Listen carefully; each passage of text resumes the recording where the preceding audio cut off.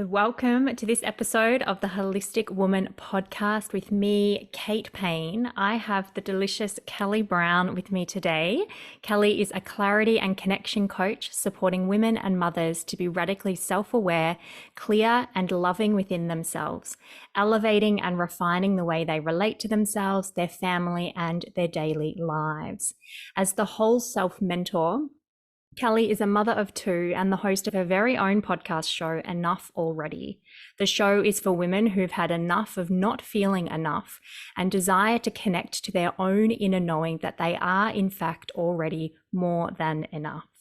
Here, Callie has rich conversations leaning on her ability to support women to live their inner world out loud, building clarity, perspective, and acceptance.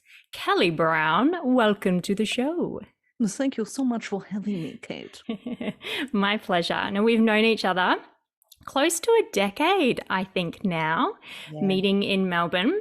And a piece that I really value about you is your ability to evolve alongside of others. And I think we've both been able to so beautifully do that in our own work, in our role as mother, and also in our friendship.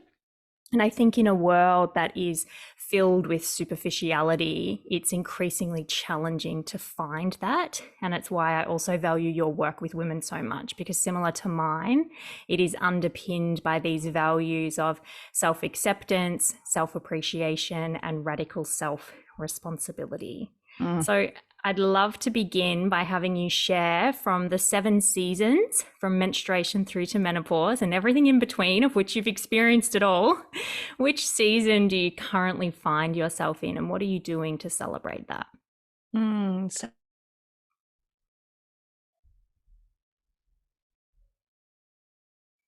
Right, and the seasons and the phases, what a journey it is. And I would say that I identify right now as moving through perimenopause myself. I turned 43 yesterday, June the 13th.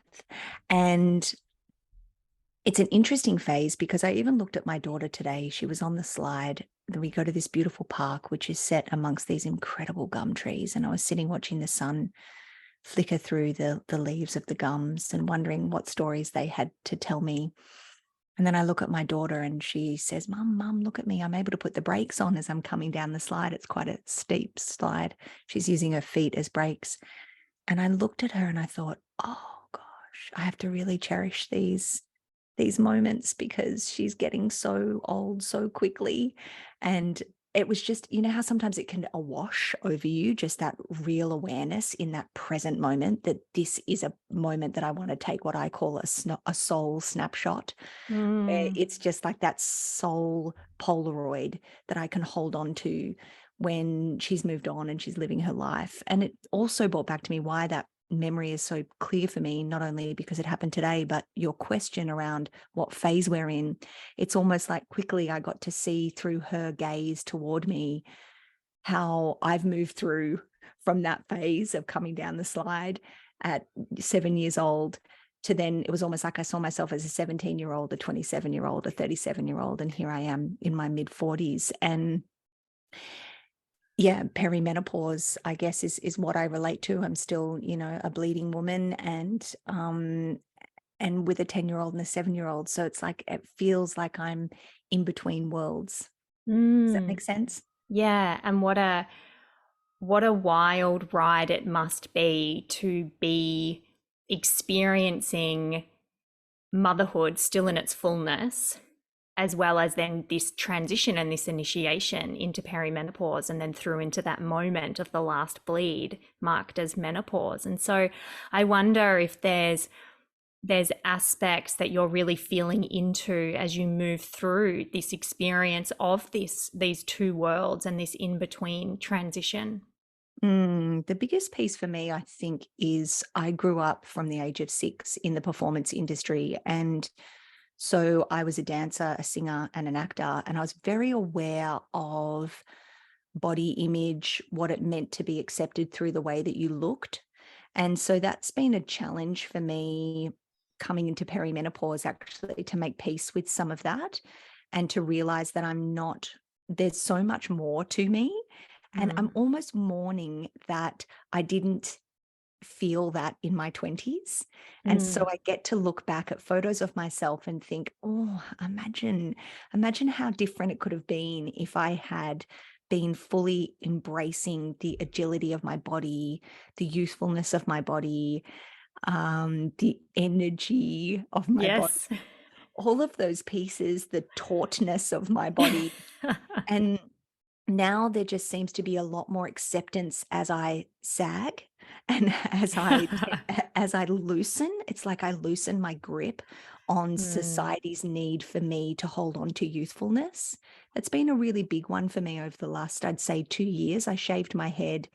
There was a massive flood here in the Northern Rivers where I live, and a lot of people lost everything.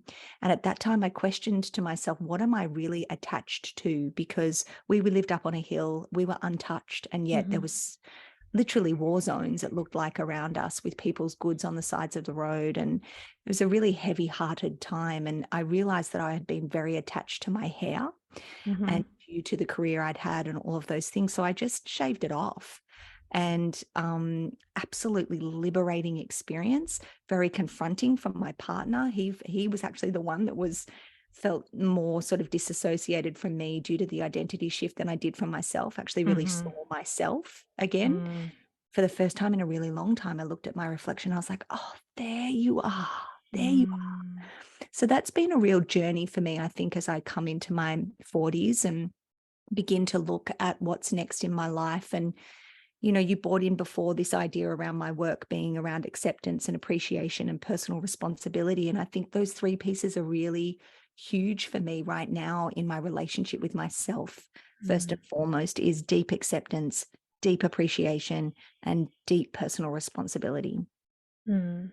And you know that I align so much with women who share their life's work through the lens of embodiment. And so, what you've just described is exactly that. So, first, thank you for being one of those, real trailblazers and leaders who are living from a place of embodiment and then sharing that and showing up and working in spaces with other women and allowing them the permission to do the same. So, your work is very much through that lens of inner alignment. And you also speak a lot about how that inner alignment then goes on to impact the quality of the relationships that women have in their lives. Can you speak to the essence of what you mean by that? Yeah, I can.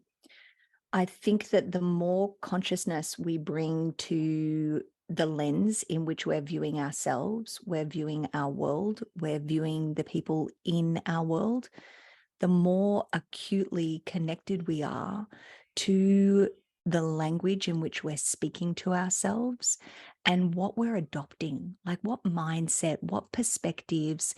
Am I staying curious? Am I staying open? Am I, something I say a lot to my clients is, what happens when nobody gets to be wrong?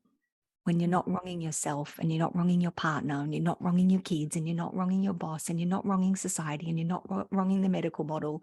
And this is a big one when you step in as someone who begins to look at your own sovereignty and question everything around you.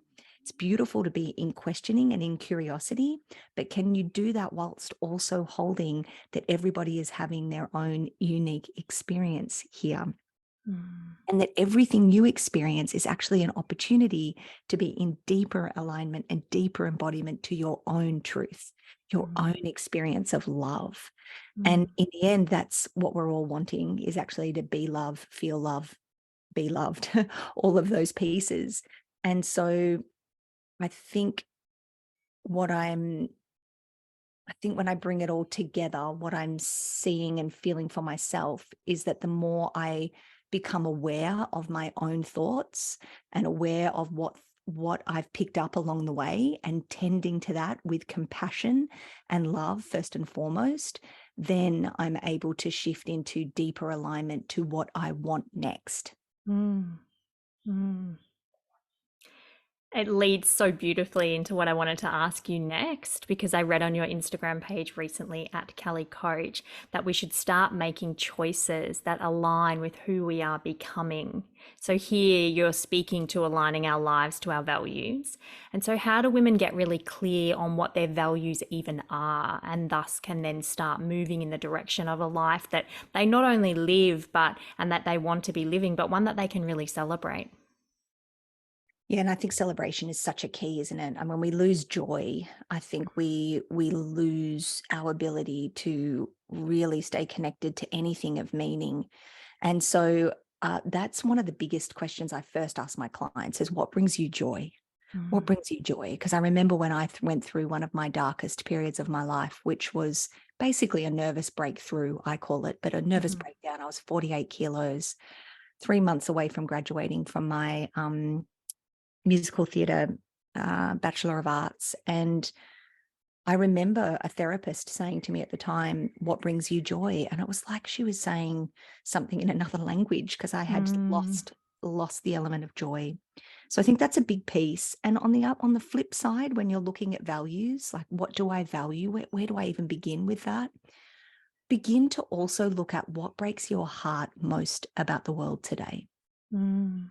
So we're looking at joy, but we're also looking at what really pulls at your heartstrings, what keeps you awake at night. What Mm. are you perhaps worried about, right? For the next generation, for your kids.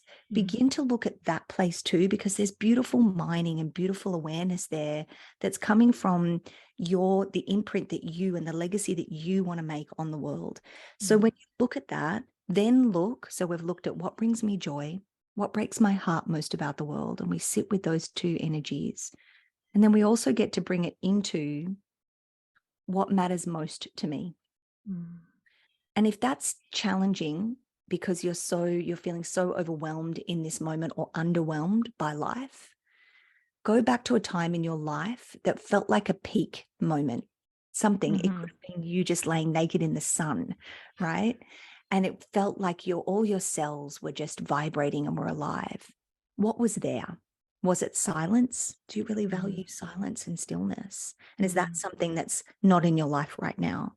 Or was it in a Tuscan lunch and there was 20 people there and it was loud and there was music and there was fresh wine and food and it was farm to table? So is community, is that something that's really missing in your life? So you can start to actually come back into the feeling of things, like what matters most to me, what breaks my heart most about the world, what brings me joy.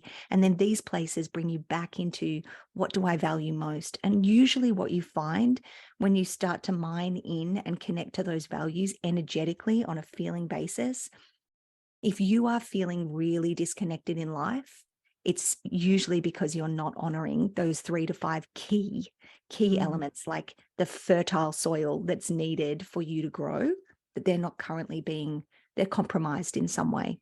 Mhm. Mhm. And I love those examples. I'd love to be lying naked in the sun, in it, preferably in Tuscany, Mhm. and then and then heading And off then have lunch. to dinner. That's right. But I think what's important there, which I know you speak to a lot, is, and what you've just alluded to as well, is what's the feeling behind that? What's the feeling that rests behind that, rather than, so what it looks like becomes irrelevant because you've, like you say, you've mined to the deeper meaning behind how did you feel whilst you were having that experience, and that is what then creates that pathway towards what is it that you valued about that moment. Is that fair to say? It's really fair to say, and it actually brings me to we have a dear friend that we share, and I won't share her actual name because I don't know whether she's given me permission to share this, but it's from my Mm-hmm. point of view. And basically, did some values work together, and Mm-hmm. one of her key values came back as holiday energy, the feeling of being Right. on holiday, right? Right. Yep. And now she travels Australia Yeah. Right. family years later, right? Yep. Years later. So this is the other thing, that when we step upon our values and we begin to go, oh, actually, nature's really important to me, but I live in Mm. the middle of Sydney and I'm working in the Yes. grind 9 to 5, right? It doesn't mean you then need to change there and then. It's actually the awareness. And this is what you must talk to a lot about: cyclical way of being, seasonal Mm. way of being, embodied life, is we have to be willing to start somewhere. So Mm. whether it be, I'm just going to there's that open park across the road. I'm going to take my shoes off 3 times a week and go across and put my feet in the grass. Mm. Start there. And then we find usually a year later, you're a permaculturist working in the Northern Rivers. Right. Once you start to invest and unpeel and take the layers back of what actually is really important to you, gosh, it's so remarkable to see for me what my clients end up doing years down the track. And I remind them, hey, remember one of your key values is holiday energy. And now look Mm. at your life. You're one big Yeah. holiday.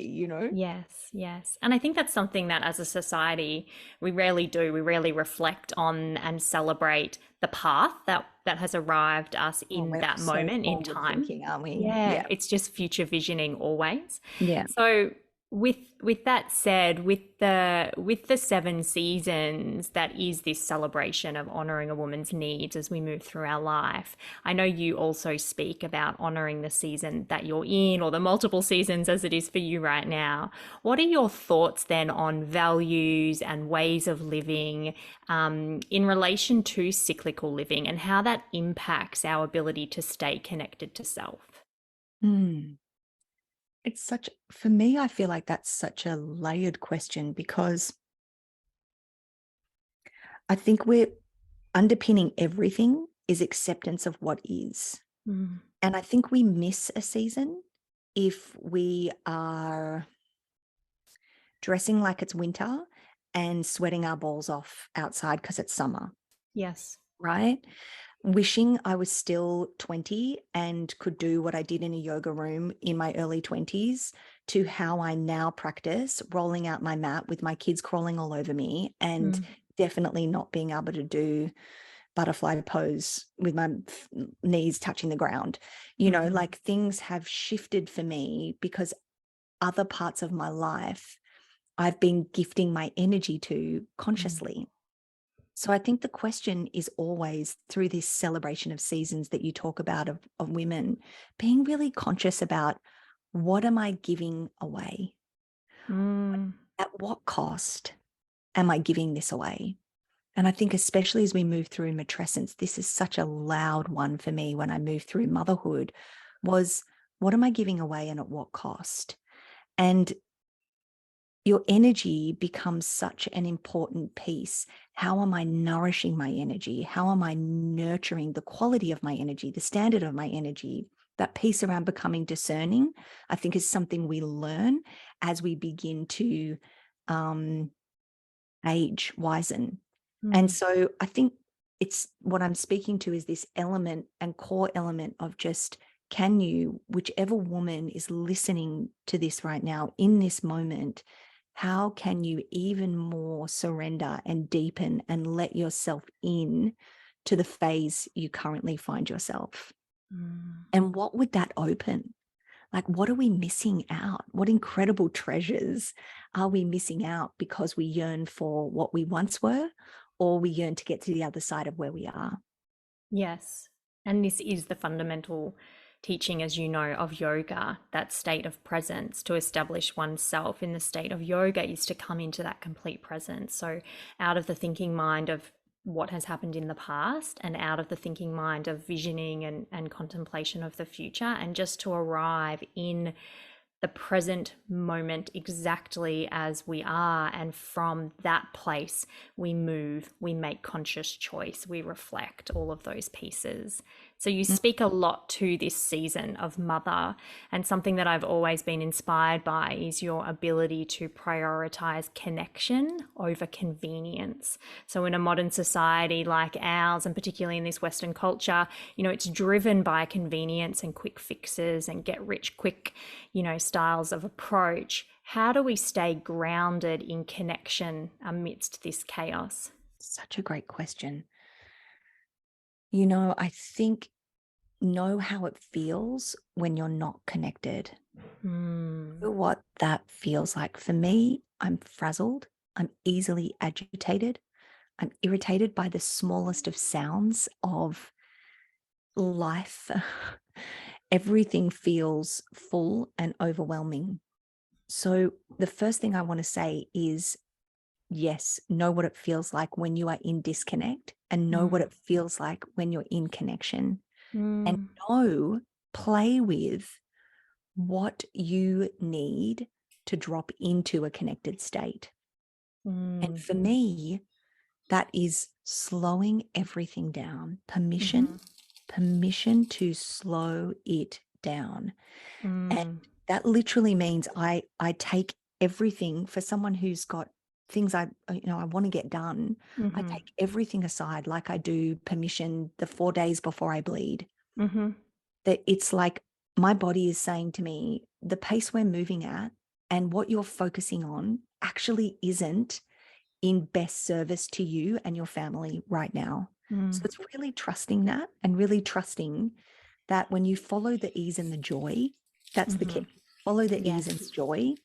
When you're following that and you feel misaligned from that, then that begins the drawing in, like, of yoga and breath work and all of these keys that we have to unlock us back into, to release the tension, the residue, the accumulation, which is so much of my work, is actually just giving voice expression sessions to knock the top off the tension that we're all walking around with, and then to just settle in. Connection requires presence. Connection requires a sense of ease. So know what that feels like for you, and know what you need to continue tending to that. And so for women whose nervous system is so highly strung, it's so on all the time, it really is that heaviness that you talk about, them coming in with, and you supporting, giving voice to that, and starting to kind of peel back the layers, all of that. Is that when we come back then to the values of what are my underlying values? Because as you know, we both have a really good understanding of how the nervous system works, and when the nervous system is that on, it's very hard to tap into those layers of what are my needs being met, because everything is just heightened. We're just in this constant heightened state of awareness, but not in a consciously connected way, in the opposite to that. Yeah. I think the key is with the nervous system, and I think parenting has been such a gift for me in reparenting myself in this way, and then also being more compassionate toward my clients, is when we talk about appreciation, we're not just talking about, oh, I appreciate myself for being an incredible human who listens. I'm literally talking about when you are behaving badly, and when your nervous system is dysregulated, can you still acknowledge how you're feeling, and name what you're feeling, and appreciate what you're feeling without wronging it? Again, we're coming back. This I have seen time and time again with my children, and now with my clients and myself.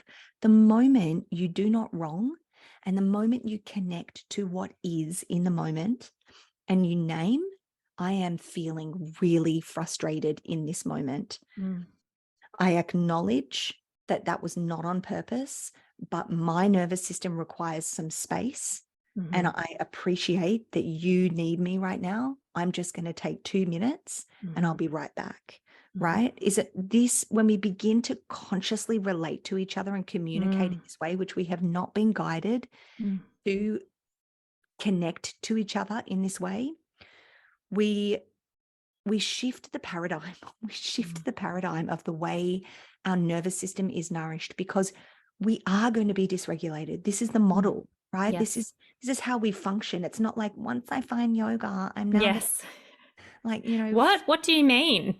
connected, Of conscious course. mother, that can just sit in Baddha Konasana and, hum whilst you're having a tantrum.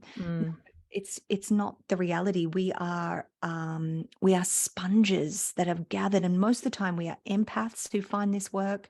We are people who have deeply been activated by other people's experiences, not just our own. And so being able to acknowledge I'm feeling dysregulated right now. Mm. Actually, I'm feeling angry. I'm feeling isolated, feeling nervous. I'm going to just send myself some compassion. I'm going to absolutely douse myself in compassion right now for exactly how I'm feeling. I'm not going to try and change it in this moment. We find that is the point where a lot of my clients just being heard in their dysregulation and not being judged or wronged is like it just dissipates. And the regulation, the co-regulation that exists in that, it's just one big exhale. Just comes flooding in, right? Mm-hmm.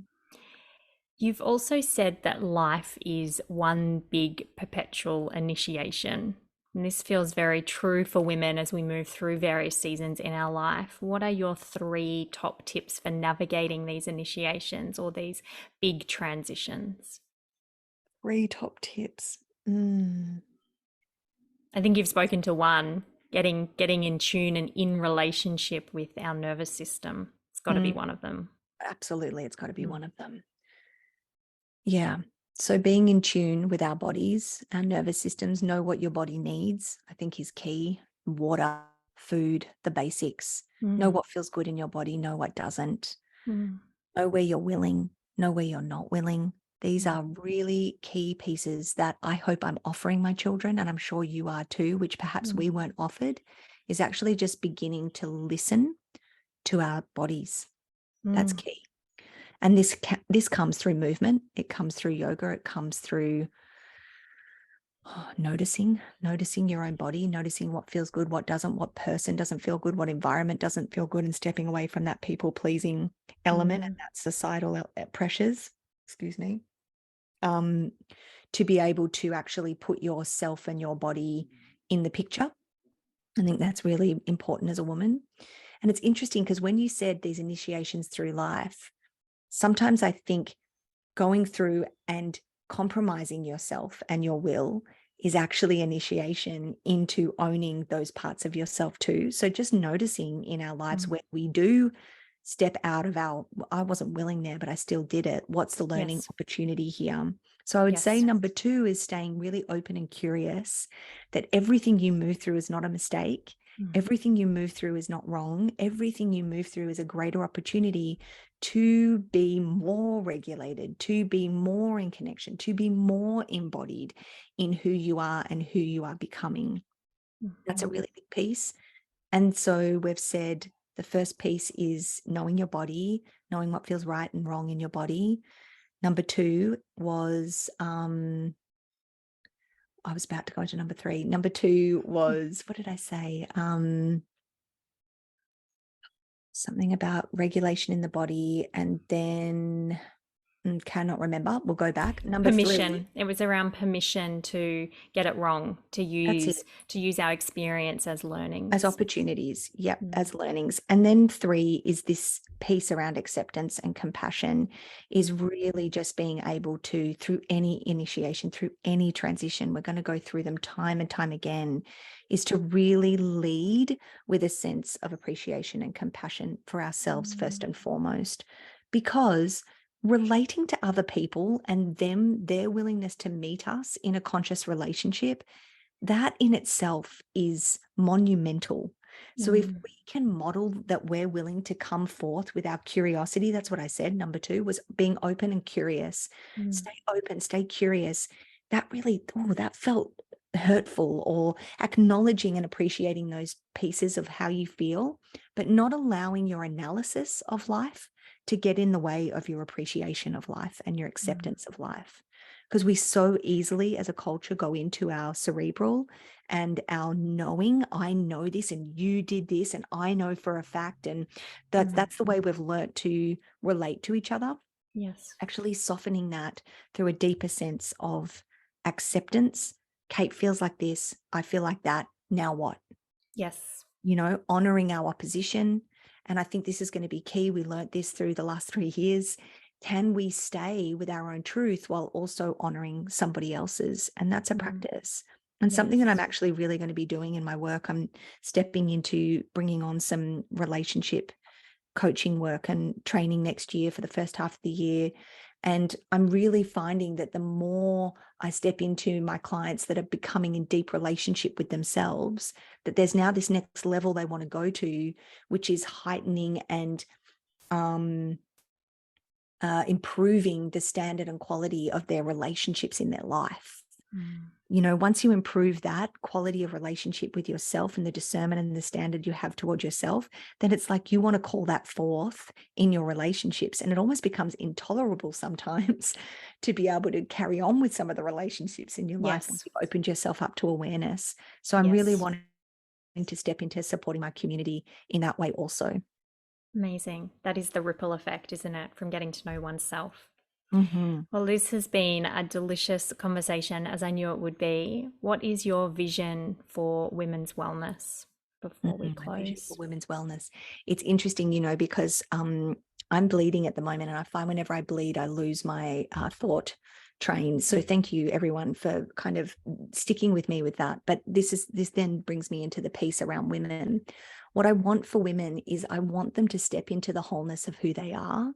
And if that means that you have something in life like this where we've committed to each other and I'm bleeding and I'm, not feeling like 100% in my memory, is I just embracing the whole self and saying, this is divine timing. This is where I'm at. This is how I'm going to express myself. And it will be met by those that need to hear it.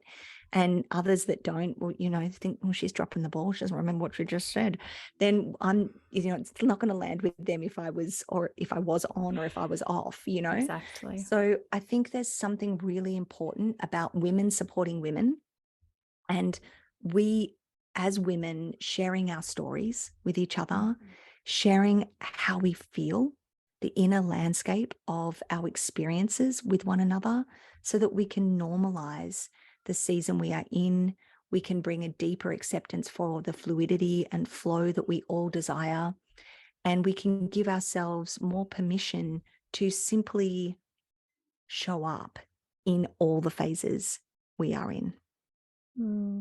Thank you, Callie Brown. Where can people find you to learn more and connect? Yeah, I'm on Instagram at Callie Coach, and also calliebrown.com.au. And there'll be a little upgrade of my website soon. So I would love to see you at either of those places. Just drop me a message, and I'm always up for conversation. So if anything came up during this that you wish to kind of ask another question on or flesh out, then please, connected conversation is my jam. Thank you, Divine One. Until next time. Thanks, Kate.